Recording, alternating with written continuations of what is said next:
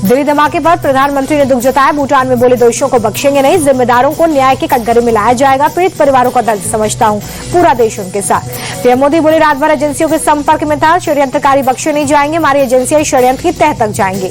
दिल्ली धमाके के बाद गृह मंत्री अमित शाह के आवास पर हुई हाई लेवल मीटिंग। गृह सचिव, आईबी डायरेक्टर, डीजी, एनआईए समेत कई बड़े अधिकारी मौजूद रहे। दिल्ली धमाके का नया सीसीटीवी फुटेज आया सामने। ब्लास्ट के बाद इधर उधर भागते दिखे लोग। धमाके के बाद मार्केट में अफरा तफरी। दिल्ली ब्लास्ट केस में बड़ा खुलासा। संदिग्ध कार ड्राइवर उमर आदिल का करीबी था। टेलीग्राम चैनल पर सक्रिय रेडिकल डॉक्टर ग्रुप से जुड़े थे दोनों। फरीदाबाद मॉड्यूल में आदिल की गिरफ्तारी। उमर ने जीएमसी श्रीनगर से एमडी मेडिसिन की पढ़ाई की थी। अनंतनाग में बतौर सीनियर रेसिडेंट काम किया, बाद में फरीदाबाद शिफ्ट हुआ। धमाके में इस्तेमाल कार ने बदरपुर बॉर्डर से दिल्ली में एंट्री की। कल सुबह 10:04 पर दिल्ली में दाखिल हुई। कई इलाकों का चक्कर लगाने के बाद लाल किले के पास पहुंची। दिल्ली धमाके में संदिग्ध उमर की नई तस्वीर आई सामने। धमाके वाली कार को उमर ही चला रहा था। फरीदाबाद टेरर मॉड्यूल का आतंकी है उमर।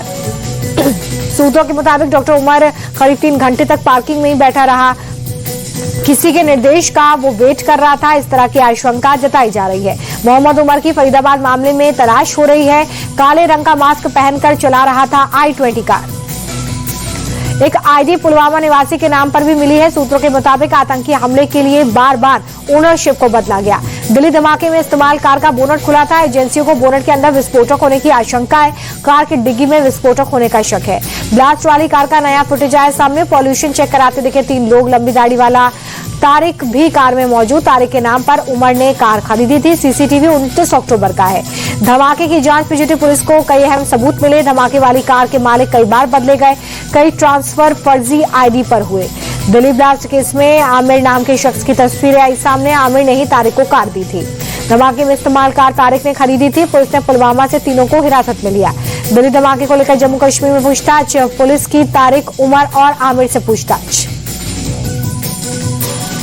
दिल्ली कार ब्लास्ट का पुलवामा कनेक्शन आया सामने। पुलवामा का निकला i20 कार का मालिक तारिक। कई बार बेची गई थी कार की आरसी में गुरुग्राम के सलमान का नाम है। सलमान ने फरीदाबाद की कार एजेंसी को कार बेची थी। पुलिस ने सलमान को हिरासत में लिया है। दिल्ली पुलिस की टीम फरीदाबाद में अल-फलाह यूनिवर्सिटी पहुंची है। यूनिवर्सिटी के एचआर से पूछताछ हुई है। 3 लोग हिरासत में हैं। फरीदाबाद में पुलिस का सर्च ऑपरेशन जारी। दौज, फतेहपुर तागा और अल-फलाह कॉलेज में तलाशी अभियान। 1000 से ज्यादा पुलिसकर्मी शामिल। विस्फोटक की नई खेप नहीं मिली। डॉक्टर मुजम्मिल से जम्मू कश्मीर पुलिस की पूछताछ। मुजम्मिल की निशानदेही पर ही फरीदाबाद से 2900 किलो विस्फोटक मिला था। मुजम्मिल के पास से शिफ्ट कार भी मिली। कार से राइफल, पिस्टल, जिंदा कारतूस मिले। कार से वॉकी टॉकी, 20 टाइमर, 20 बैटरी भी बरामद। पुलवामा का रहने वाला है मुजम्मिल।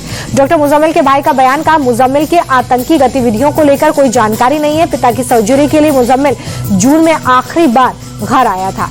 फरीदाबाद पुलिस का अल-फलाह यूनिवर्सिटी के आसपास गांव में तलाशी अभियान। 4 लोगों को हिरासत में लिया। चारों कश्मीर के रहने वाले। फरीदाबाद मॉड्यूल में शामिल महिला डॉक्टर शाहीन की तस्वीर आई सामने। भारत में जैश की महिला विंग की प्रमुख है शाहीन। पाकिस्तान के पत्रकारों ने कहा कि दिल्ली ब्लास्ट का हम पर आरोप लगेगा। टीवी एंकर बोली पाक सरकार इस वक्त खौफ में है। लखनऊ में एक डॉक्टर के घर छापेमारी। यूपी, एटीएस और जम्मू कश्मीर पुलिस ने डॉक्टर परवेज के यहाँ पर छापा मारा। फरीदाबाद मॉड्यूल के कनेक्शन मिले। छापेमारी में एजेंसी ने कई अहम दस्तावेज बरामद किए। परवेज का डॉक्टर मुजम्मिल से रिश्ता होने का शक। एनआईए की टीम भी धमाके वाली जगह पर पहुंची। जांच में जुटी एनर्जी स्पेशल सेल समेत कई एजेंसियां कर रही है मामले की जांच। धमाके के बाद लाल किला मेट्रो स्टेशन को चारों तरफ से सील किया गया है। गेट नंबर 1 और 4 बंद है। एजेंसियों को दिल्ली ब्लास्ट में फिदाई हमले का शक है। कार में मारे जाने वाले का डीएनए टेस्ट कराएगी पुलिस। एजेंसियों को कार में डॉक्टर उमर के सवार होने का शक है। दिल्ली पुलिस ने बदर से लाल किले के रूट की मैपिंग की है। बदरपुर बॉर्डर से सुनहरी मस्जिद तक सीसीटीवी की जांच हुई। 200 पुलिसकर्मियों की टीम ने सीसीटीवी फुटेज खंगाले हैं। फुटेज के आधार पर 13 लोगों से पूछताछ।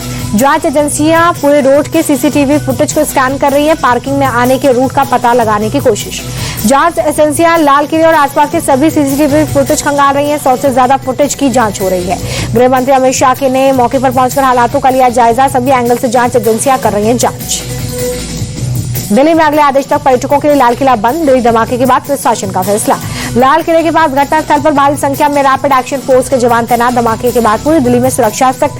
कल हुए ब्लास्ट में 12 लोगों की मौत। अमित शाह ने जल्द ही ब्लास्ट पर रिपोर्ट सामने रखने का भरोसा दिया। कहा कि एनएसजी, एनआईए और एफएसएल की टीम जांच में जुटी। गृह मंत्री अमित शाह ने एलएनजेपी अस्पताल का भी दौरा किया। कार ब्लास्ट के घायलों से की मुलाकात। दिल्ली लाल किला कार ब्लास्ट के बाद बाजार का सीसीटीवी फुटेज आया सामने। जान बचाने के लिए भागते दिखे लोग। दिल्ली की सीएम रेखा गुप्ता एनजेपी अस्पताल पहुंची, घायलों से की मुलाकात, इलाज के लिए दिया निर्देश। दिल्ली कार ब्लास्ट के बाद एलओसी और अंतर्राष्ट्रीय बॉर्डर्स पर निगरानी बढ़ी। भारतीय सेना और बीएसएफ के जवान सीमा पर सतर्क। दिल्ली धमाके के बाद जम्मू कश्मीर में सुरक्षा सख्त। अनंतनाग में पुलिस ने बैरिकेडिंग कर गाड़ियों की तलाशी ली। दिल्ली के बाजारों में पुलिस ने बढ़ाई सुरक्षा, आने जाने वाली गाड़ियों की ली जा रही तलाशी। पूरी दिल्ली में हाई अलर्ट। दिल्ली की चांदनी चौक मार्केट आज बंद। कार ब्लास्ट के बाद मार्केट एसोसिएशन का फैसला। दिल्ली धमाके के बाद यूपी में अलर्ट। लखनऊ में सुरक्षा सख्त। विधानसभा के बाहर भारी संख्या में पुलिस बल तैनात। दिल्ली धमाके के बाद अहमदाबाद एयरपोर्ट अलर्ट। यात्रियों के लिए नई एडवाइजरी जारी।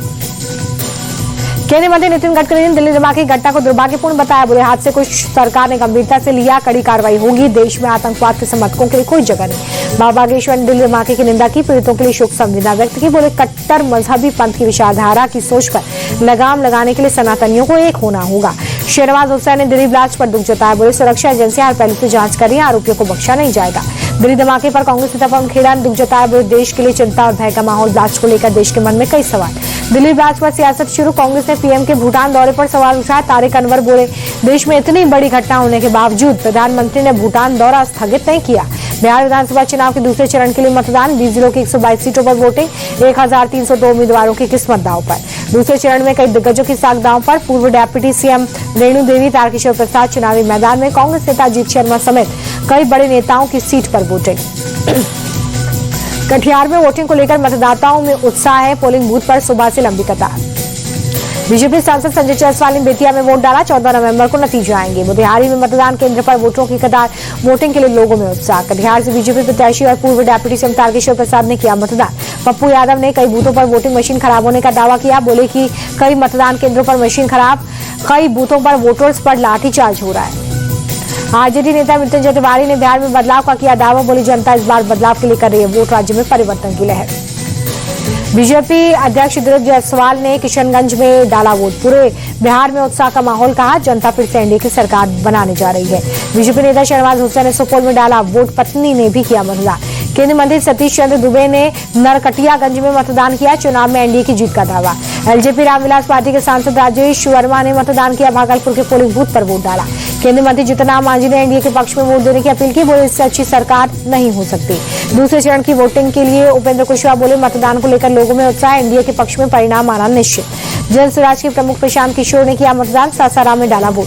बिहार के सासाराम में दूसरे चरण के मतदान के दौरान प्रशांत किशोर ने कहा कि आज 65% से ज्यादा लोग मतदान करेंगे। नया रिकॉर्ड बनेगा ये मतदान बिहार में बेहतरी के लिए। बिहार कांग्रेस अध्यक्ष राजेश राम ने औरंगाबाद में किया मतदान। ई रिक्शा से पहुंचे पोलिंग बूथ। संजय जायसवाल ने एनडीए को 200 से ज्यादा सीटें मिलने का दावा किया। बोले एनडीए के पक्ष में लोगों ने किया मतदान। अररिया में एक पोलिंग बूथ पर जबरदस्त हंगामा। बीजेपी कांग्रेस के समर्थकों के बीच हाथापाई हो गई। महुआ को लेकर तेज प्रताप यादव बोले कि महुआ हमारे नाम से जाना जाता है और किसी के नाम से नहीं। हमारी जीत निश्चित है। 2 दिन के भूटान दौरे पर पीएम मोदी वैश्विक शांति प्रार्थना महोत्सव में शामिल हुए। ममता बनर्जी की केंद्र सरकार को 2 टूक, कहा बीजेपी चाहे मुझे जेल भेज दे लेकिन वोट का अधिकार ना छीने। सीएम ममता बनर्जी ने कहा चुनाव से ठीक पहले एसआईआर कराने की जल्दबाजी समझ से परे, इसके नाम पर लोगों को परेशान कर रही है सरकार। बंगाल बीजेपी अध्यक्ष सौमिक भट्टाचार्य का ममता बनर्जी पर पलटवार, कहा काले कारनामे छिपाने के लिए बयानबाजी। पश्चिम बंगाल विधानसभा में विपक्ष के नेता शुभेंदु अधिकारी का बयान। बोले राज्य सरकार बांग्लादेशी मुस्लिम घुसपैठियों को संरक्षण दे रही है। निशाना साधते हुए बोले शुभेंदु अधिकारी। ममता बनर्जी ने एक जनसभा में खुलेआम कहा कि हम सभी दस्तावेज बनाएंगे। कहा घुसपैठिए बंगाल में जमीन जिहाद, लव जिहाद, वोट जिहाद कर रहे हैं। यूपी में एसआईआर के बीच अखिलेश यादव का बड़ा आरोप, कहा राजनीतिक दबाव में काम कर रहे अधिकारी। चुनाव आयोग की तैयारियों पर उठाए सवाल। मुंबई में शरद पवार ने सीएम देवेंद्र फडणवीस से की मुलाकात। एमसीए चुनाव को लेकर चर्चा। शरद पवार और फडणवीस की मुलाकात पर भड़के कांग्रेस नेता नाना पटोले, कहा महाराष्ट्र में सभी पार्टियां कांग्रेस को कमजोर करने में लगी। बलरामपुर दौरे पर सीएम योगी आदित्यनाथ मां पाटेश्वरी मंदिर के परिसर में गायों को चारा खिलाया। राजस्थान के जैसलमेर में सेना का युद्ध अभ्यास। त्रिशूल अभ्यास के तहत जवानों की मिलिट्री ड्रिल। पंजाब के फिरोजपुर में हथियार तस्करी के गिरोह का भंडाफोड़। 2 आरोपी गिरफ्तार। 6 पिस्टल, जिंदा कारतूस बरामद। सीमा पार से करते थे हथियारों की तस्करी। सोने के भाव में 1987 रुपए की बढ़त। 24 कैरेट सोने का रेट 1,22,087 रुपए हुआ। चांदी के दाम में 2,700 रुपए का उछाल। 1 किलो चांदी का रेट 1,50,975 रुपए। अमेरिकी राष्ट्रपति डोनाल्ड ट्रंप ने भारत के साथ नए ट्रेड डील का ऐलान किया। कहा यह समझौता पिछले समझौतों से काफी अलग होगा, एक उचित ट्रेड डील होगा। राष्ट्रपति ट्रंप ने कहा कि अभी भारत के लोग मुझे पसंद नहीं करते हैं, लेकिन इस डील के बाद वो हमें फिर प्यार करने लगेंगे। ये डील सभी के लिए फायदेमंद होगा।